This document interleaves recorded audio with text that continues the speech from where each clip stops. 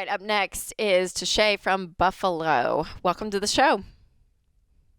Hi, thank you. Absolutely. How can we help? So I'm currently upside down on my car loan. It was originally a 72-term loan. I have 25 payments left to make on the car. My monthly payments are $359 each month. The Kelly Blue Book value for the car is $4,900, and right now I owe $10,500 on the car. Okay. So, yes, I'm very upside down. Did and you I'm roll trying to another figure car out if into this purchase? No, I didn't. How did it get so? Yeah. How did it get so upside down? I haven't heard that at all in the last 24 months.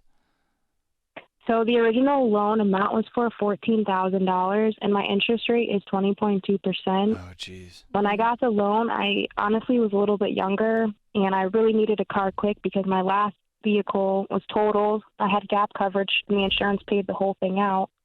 So I kind of just didn't look at the terms. I looked at the monthly payment and saw I could afford it, and that was it. Yikes. So we learned our lesson, right? Oh, yes. Good. Yes, never again. No How old more are you? borrowing. How old are you? I'm 26. Okay. Hey, I learned this lesson at like 38. You won. Okay. So you'll never do it again. It's a $10 or $5,000 to $10,000. Let's celebrate that for what it is. Is that cool? Cool, yeah. All right. It is what it is, and then we're going to move forward on it. But I am sick to my stomach for you. Yep. Okay, so what's your income? What do you make a year? Right now I make 32, but I just accepted a new position that starts in August for 39. Okay. And I'm doing gig work outside of that as much as I can. How much do you think you'll make doing that? Probably 45,000 between the job and gig work. Yeah, that's great. Okay. And what other debt do you have besides this car loan? I do have student loans. I have 22,000 of student loans, and then I also have 8,000 of credit card debt that I'm using the snowball method to pay off. Okay. That you're using what to pay off? What did you just say? The snowball method. The snowball method. Oh, okay. Yes. So I've I've paid a couple cards off already, so I just have the one big one that's 8,000. Okay. And do you have any savings? I have $500 in savings. Okay. But the car keeps being repaired every month, so it's kind of eating away at the savings. Yep, absolutely. Okay, I'm gonna keep you on the line because I want to circle back. Okay, so for where you're at in the car, so you're saying it needs repairs consistently? Yeah. So in the last 3 months, I have spent $350 at least every single month for the past 3 months. And I just want to sell the car at this point and trying to figure out if that's the best thing to do or if What's I should wrong just with keep it? paying. They say it's normal wear and tear, so just new wheels, new tires, getting brakes fixed and things like that. It's just all kind of happening one after another, I suppose.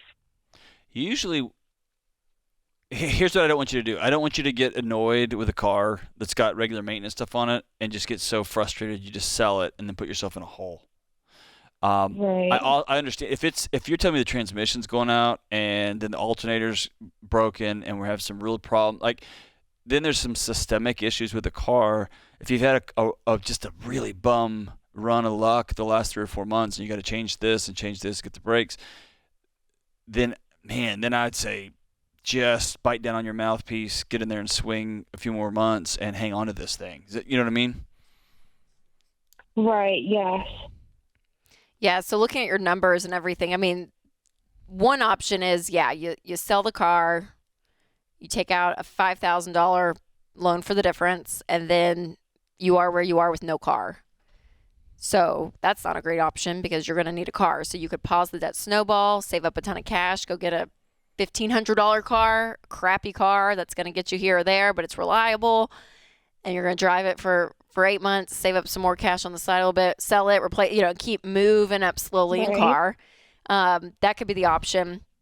Or knock out this credit card debt, work like insane hours. Like I'm talking like 60 hours a week. You have 2 extra jobs. You just go nuts on this. and pay off the credit card, the $8,000, and the car, the $10,000 car loan that you have currently, and then look to see, okay, can I sell it after that?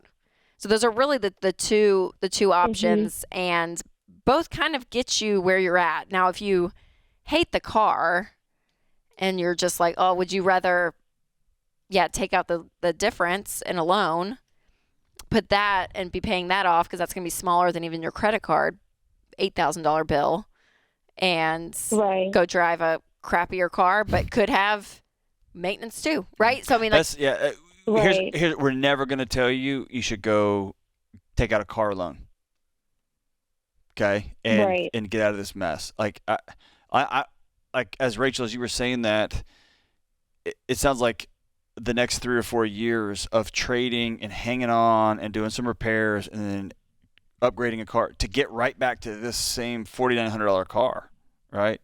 I'd rather see you pause the baby steps and just repair this thing, get it knocked out so that it's going to keep you going for the next 24 months or something, 18 months, right? Pause. I'd rather you just stop and get this thing taken care of and then just say, this is going to be my car for a while. I am upside down. I signed, I made a bad deal, and we're just going to hammer this thing out. Because really the math that we always say is if you can't pay the car off in 18 to 24 months, then you need to sell it. But the $10,000 to where you're at, I think you're going to be able to pay it off. I think you could if you went bananas. Yeah, and that's the other thing is in this season of the debt snowball and all of it, I know it feels like setback, when you have these repairs and all of that. But man, if you can just, make another 20 grand, 25 grand a year doing extra stuff part-time, 3 or 4 nights that you're out, driving Uber Eats, whether it's that or it's walking dogs. Like, I don't care what it is, but it's amazing what people are paying now for jobs and labor than what they were even 12 months ago. I mean, like, what you can make doing things and even getting creative. I mean, I've heard people now are renting out their backyards. There's like an app to rent out your backyard for like a party or something. Oh, wow. And so people are doing that for a night and making like $400. And it's like, sure, why not? I mean, I don't know. The last crazy Uber ride I took, the guy just on the way to work flips on his light and he says, I just make an extra $50 to $100 on the way to work and then on the way home. And I just pick up somebody in my neighborhood who's going to the airport or something. Yeah. And he leaves 20 or 30 minutes early. And so it's a matter of figuring out, and it's also the other side of the equation. You cannot eat out for the next 12 months. You cannot buy another item of clothes. Like, you got to shut down spending and get this stuff. This is scary broke stuff. This is scary stuff. You're not safe. Let's get this stuff paid off. Yeah. Okay? So the expenses side of your life is going to be really important, cutting everything back and then upping that income. But when it comes to the car, I know it's frustrating, but what you were hearing, even it's kind of normal repairs of whether you have a car. Here's what I would do. Like, if that's my sister, that's me. I would take that car to a mechanic that I trust and say, what's it going to cost out the door to get this thing up to where it needs to go? Like, wheels, tires, brakes, give me a price all across the board. What's it going to cost? And then I'm going to pause the baby steps for a few months, save that money up, and go get it all done so then I can drive this thing on. And I'm going to let that rage and that anger, like, I hate this car, I hate this car. That's going to propel you to work those crazy hours and those wild jobs to get this thing paid off and move on.